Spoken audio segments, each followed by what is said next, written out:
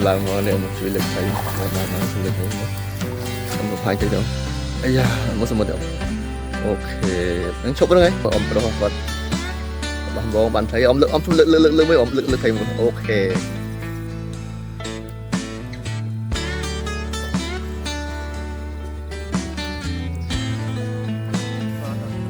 tía mình cái thốt với tía còn đạn đấy thấy cam muộn chẳng có thấy gì bạt tía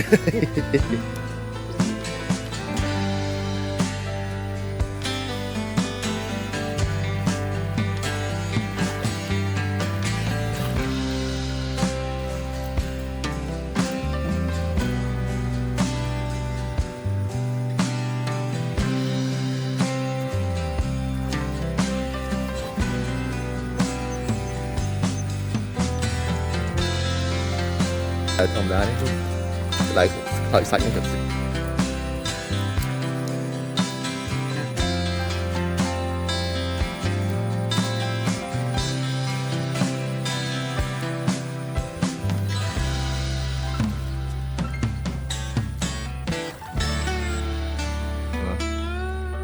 chui lực hai cái đau mới không chui lực đau mới wow, ok có con chân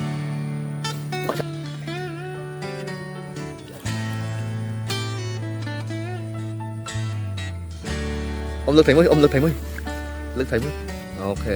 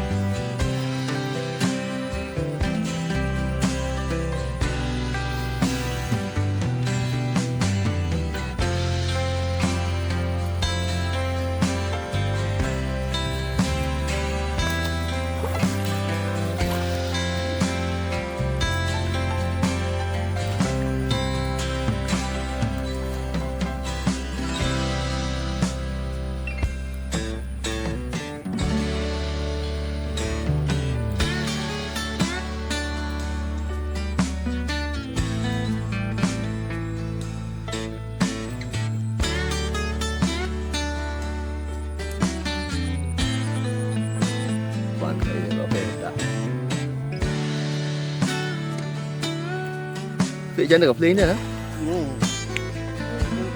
Miếng thì cành vậy? Thì cành gặp lý tập đi mỗi giống sợ như thế. Bàn trong một cái lúa nó ốm rồi.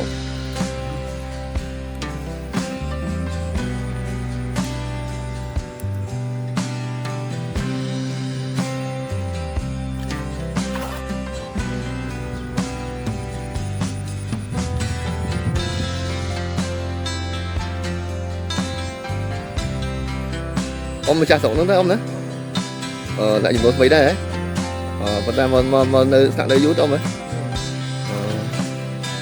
lên thì cái luôn rồi ok bạn yeah chờ nãy ông cái lỗ là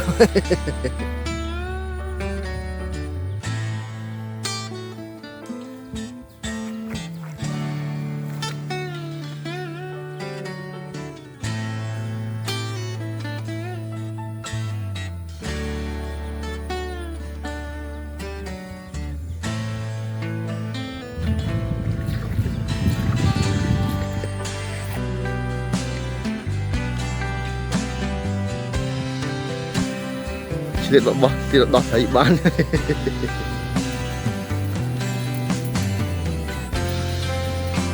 Oh YouTube ni.